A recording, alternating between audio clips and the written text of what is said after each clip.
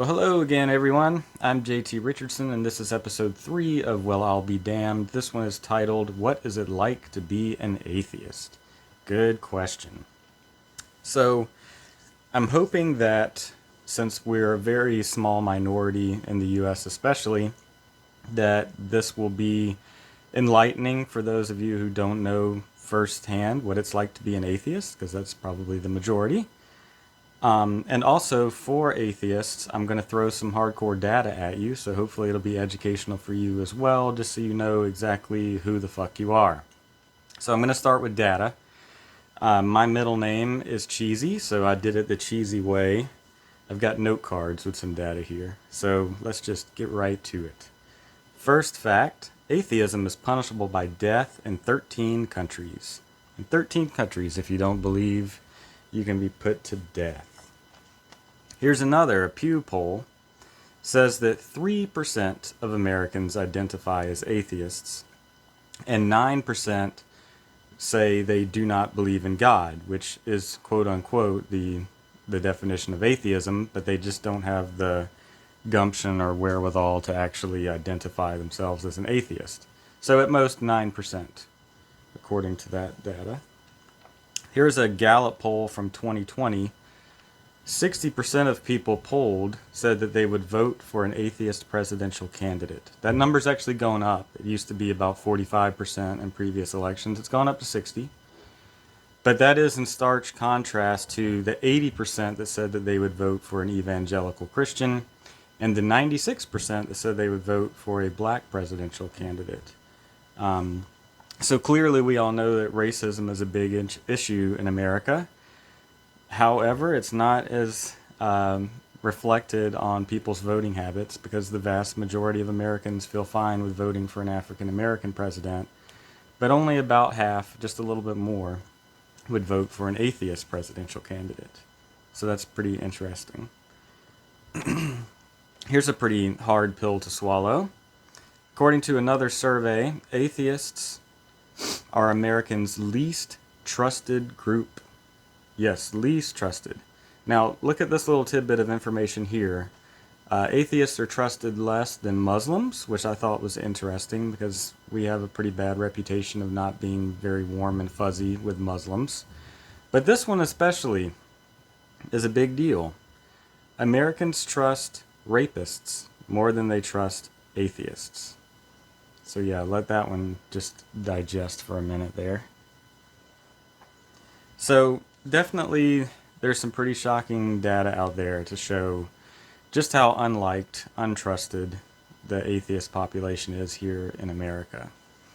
This is in stark contrast to the data that's actually collected about atheists themselves. I'm going to provide links to all this information in the description, and you'll see that there are several measures on atheists that show that they're highly educated, they make a good income, they're low in violent crimes, they're good members of society. So the data conflicts with people's perception of atheists. And just a couple of those to note and support. According to the Federal Bureau of Prisons in 2013, 0.02% of prisoners identify as atheists. So despite the fact that if we include people that say they do not believe in God and make the population 9%, in prison it's only 0.02%. Now I understand there's some correlation, causation issues there. It's possible that, a lot of prisoners just accept a belief in God while they're there to help them through. But nonetheless, it's still pretty useful information to say that those felons, those prisoners, don't for the most part, say that they are atheists. They don't deny a belief in God. And another one, Pew reported in 2017, because one of the big questions for atheists is if you don't have a belief in God, where do you find meaning in life? Their answer was family.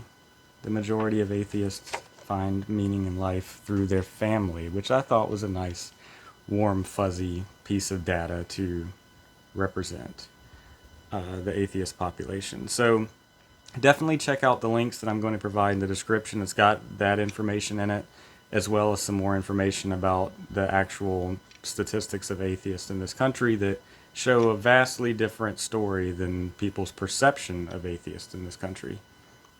And so I wanted to throw that information out there just to start, because you can look just at that data and start to realize what it must feel like to be an atheist, and why many of them might feel like a disgruntled minority that is misrepresented, misunderstood, and catches a lot of prejudice and a lot of flack.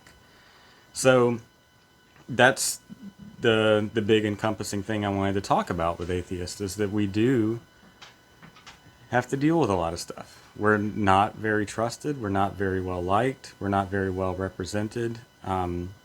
Definitely, by all means and measures, a minority in this country.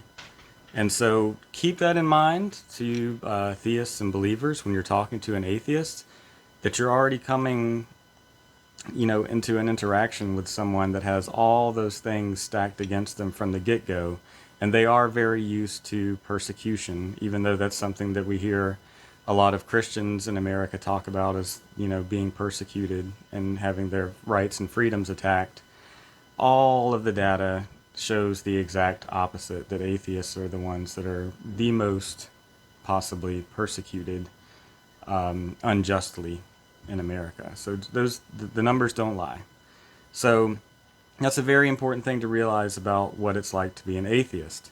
Now, given all that information, I can also tell you from my own experience firsthand. I've spoken with many, many atheists doing what I do, and they all have lots of stories of losing family, losing friends, and being shunned away and pushed out of their social groups, not being hired for jobs, lots of different things that you'll hear from atheists who share their experience on what it's like to be an atheist that aren't a pretty picture. So it's very difficult to be an atheist in some situations. And on top of that, people say that it's just that we choose not to believe. And I can tell you, belief isn't a choice. That just doesn't make any sense. And also, clearly, if we wanted to believe, we would know that it would make our lives a lot easier. So it's definitely not about a choice. We simply just cannot believe based on a lack of evidence. So that's what it's like to be an atheist, is having this situation where, because you don't believe in something that the majority do, you're ostracized and othered, and all those other fun PC words that we use to talk about social situations nowadays. So I hope that you will all take the time to look at those links and see where I was pulling that data. I'm going to put even more links in the description that have even more data, because nerd stuff is fun. And again, the numbers don't lie. And so hopefully for the theists and believers that are watching, this can kind of help give a little bit more compassion and empathy towards the atheists that you may be talking with and having interactions with, because they do have a lot of barriers, hurdles, and challenges in day-to-day life simply because of their lack of belief. And for the atheists that are watching, hopefully some of those little pointers there, some of that data was new to you, so that you can better understand exactly what's going on and know that you're not alone whenever you face some of the challenges that we atheists in America face.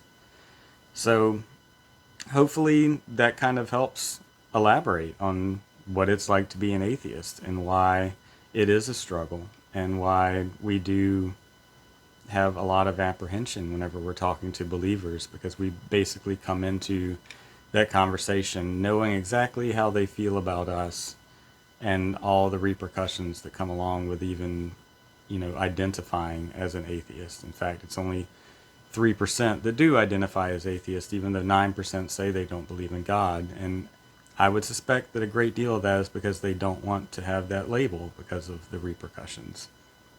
So thank you for joining me in that. I hope that it was helpful to you all. I look forward to talking to you on the next episode. As always, I want to remind you about the Facebook page. It's at Well I'll Be Damned, spelled DMND. Again, just a reminder, Facebook will not let me use a dirty word, so I can't spell damned. So it's Well I'll Be Damned, spelled DMND. And also, if you really want to have another personal story about what it's like to be an atheist. Again, the reason I started this whole project and the Facebook page is because I wanted to share my story with everyone because hopefully it will be useful for you all. So check out the book. I will put the link in the description as well. It's available on Amazon in Kindle and print format. So if you have questions or concerns, topics you'd like me to discuss, anything, please feel free to find me on Facebook and, give me a holler.